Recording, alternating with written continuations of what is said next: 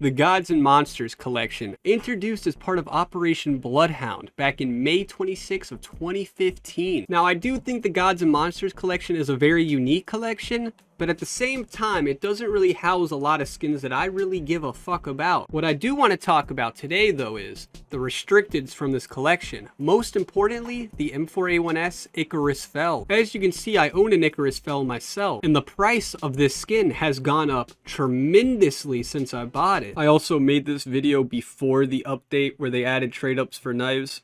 How could they do this? How could they do this? I believe I bought this one here for $500 a couple years ago. This skin was sitting at a price of $1,100, but now it's down to about $1,000. But how did it get here?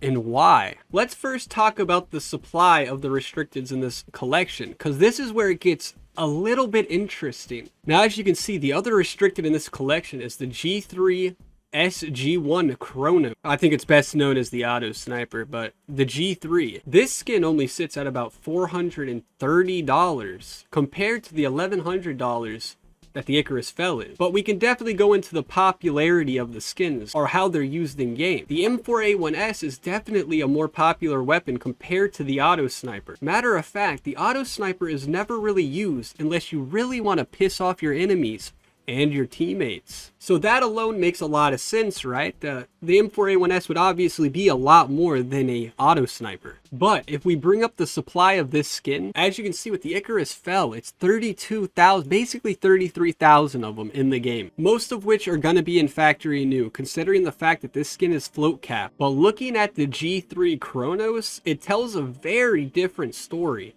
There's only 3,000 of these that exist in the game. There are 30,000 more M4A1-S Icarus Fells compared to G3 Chronos. Now, the supply shouldn't matter, right? No one uses the auto sniper anyway, so I mean, of course it's going to be worth nothing. But we're talking about a collection here, and a collection with an op that is worth a good amount of money, the op Medusa. Now, it's not the most popular one, nor is it the most expensive, but it is still a collection op nevertheless. So now you have to factor in the demand for trade-ups into the equation. You see, to make it up to the next level, which is the M4 Poseidon, you need to trade up either an M4A1-S Icarus Fell or a G3 Chronos. Now, since the Icarus Fell is a nice skin in game, and it's on an M4A1-S, which is a very popular weapon to be used in game, people are going to opt out of using the Icarus Fell and use the Chronos instead, which is what we're seeing within the supply. The supply is so low on the Chronos because they're mostly just used for trade-ups. They're never used as a play skin, unlike the Icarus Fell,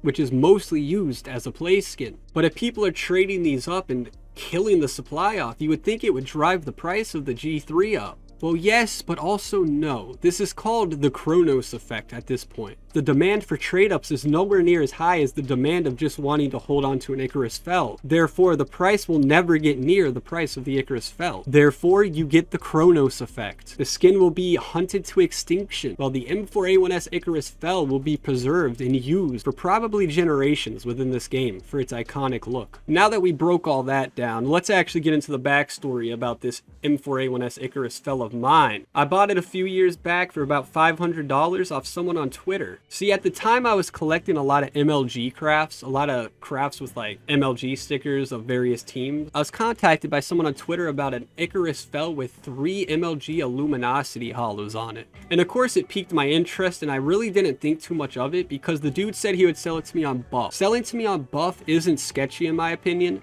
because at the time that's just where I normally would buy my MLG crafts, and it's not like he wanted a peer-to-peer trade with me, which I probably would have denied. So I went ahead and bought it on buff, and of course it only had 3 of the MLG stickers, so I went ahead and put the 4th one on right above the mag, because that shit looks swag. And next thing you know, I posted on Twitter bragging about my new sick craft that I just made, just for the next day for me to get a message from an individual explaining how they had this Icarus Fell and how it was actually scammed from them, from the dude that sold it to me on buff. So next thing you know, I'm reading these messages about how this dude got scammed and how this guy was impersonating a big trader within the scene, and I was the fool that ended up buying it off of him. It made me feel pretty bad at the time, but at the same time, there's nothing I could have done. I mean, I spent my own money on it. I bought it on a fair marketplace. It just sucks at the end of the day, and I felt really bad for the individual, which I'm not going to name any of the individuals in this. The scammer are the victim because the scammer was impersonating a trader. But either way, it was a very sad time.